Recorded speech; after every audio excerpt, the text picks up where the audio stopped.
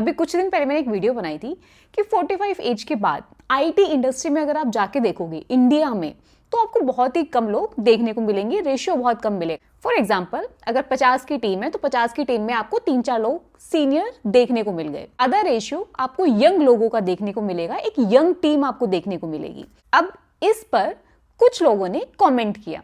उनके अकॉर्डिंग उनकी टीम में कुछ बंदे हैं जो बाहर काम करते हैं, कनाडा में बैठते हैं और वो 70s की एज में और अभी भी काम कर रहे हैं, मस्त अपना उनको नॉलेज है और अपना काम कर रहे हैं, बिजनेस की नॉलेज है।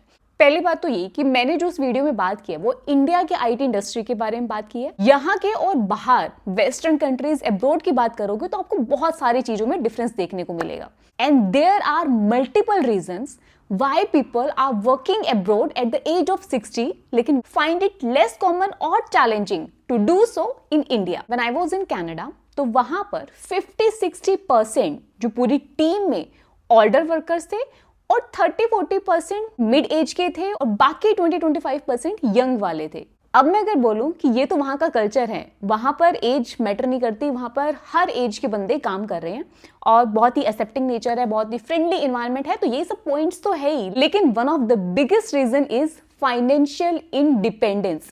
इंडिया में क्या है, बहुत पॉपुलेशन है, बहुत ज्यादा पॉपुलेशन है, तो अगर आप रिटायर होगे तभी यंग जनरेशन को मौका मिलेगा, अपॉर्चुनिटी मिलेगी कि भाई वो अपना आगे जाके टैलेंट दिखाए।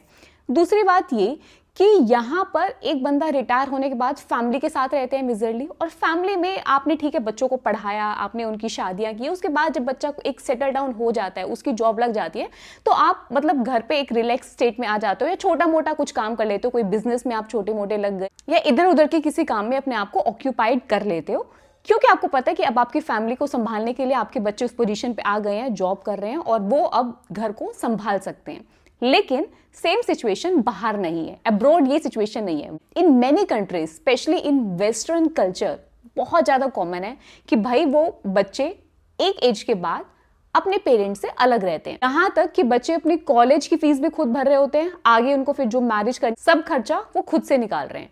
अब सेम चीज applies to parent, they need to work somewhere, they need to earn money to continue to manage their finances including retirement saving on their own. Number 2, cultural difference. हम सबको पता है कि वहां पर एक accepting attitude है if they are working beyond their traditional retirement age, तो किसी को कोई दिक्कत नहीं है, हर कोई उनको वो कहते हैं ना इन्वायरमेंट आपको वैसा मिल रहा है कि आपको अगर आप देख रहे हो तो आपको 40-50% अपने ही एज के लोग दिखाई दे रहे हैं। एंड नंबर 3, इसी से ही रिलेटेड वो टिके हुए हैं कंपनी में क्योंकि उनके पास एक स्पेशलाइज्ड एक्सपीरियंस है। आपने देखा होगा बहुत सारे प्रोजेक्ट जिसमें आप भी काम कर रहे हो, बाहर के प्रोजेक्ट हैं, यहाँ पर आप टेक्नोलॉजीज के साथ, कोडिंग के साथ खेल रहे हो, लेकिन एक्चुअली में जो बिजनेस की नॉलेज है, जो अपर मैनेजमेंट लोग हैं वो सब बाहर के हैं, तो उनका एक्सपीरियंस मैटर करता है, नॉलेज मैटर करती है, उनको टाइम टाइम पे ट्रेनिंग दी जाती है, वो अप टू डेट रहते हैं। और ना सिर्फ आईटी इंडस्ट्री में, हर सेक्टर में बहुत ज्यादा आपको एज फ्रेंडली वर्क एनवायरनमेंट आपको देखने को मिलेगा। अब होगा क्या,